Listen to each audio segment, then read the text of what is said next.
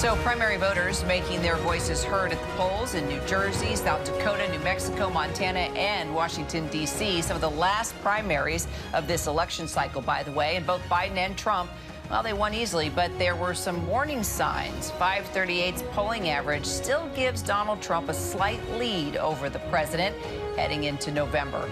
Our political director, Rick Klein, has a few takeaways from the results for us. So Trump and Biden won last night, Rick, but there was a little trouble. In New Mexico, there were 15% of Republicans that voted for someone other than President Trump, instead opting for Nikki Haley and Chris Christie. Biden got about 84% of the vote, losing some to Marianne Williamson and those uncommitted voters. How worried should these campaigns be?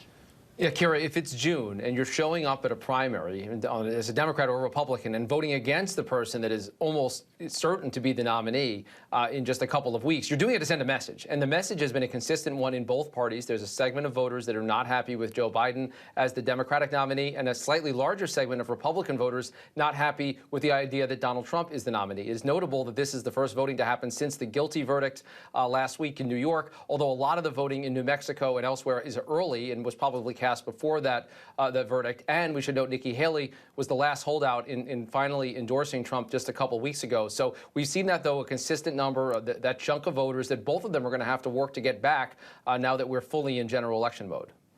All right, so let's move on to New Jersey. Democrat Andy Kim won the Senate primary and will face Republican Curtis Bashaw and incumbent Bob Menendez, who will now run as an independent amid his criminal trial on bribery charges.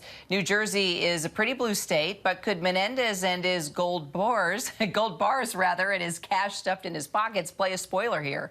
Yeah, Democrats have to watch this race carefully. The last thing they want or need is to split the vote and potentially send a solid Democratic, a solid blue state into the red column. And the only way that a Republican wins there is something weird happens like that. Look, if Menendez is acquitted and he goes forward with that campaign, maybe he still has a base of support. His son, also named Rob Menendez, won in his primary. He's a member of Congress from the northern part of the state.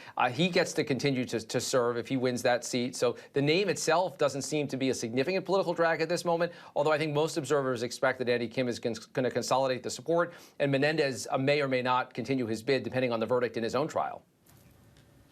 All right. And Rick Klein, you mentioned Rob Menendez, his son. Did you notice in the campaign signs how he made his first name bigger than his last name? Because there might have been a little concern there that folks... Yeah, exactly. Please don't confuse us. Two different people. Rick Klein, thank you.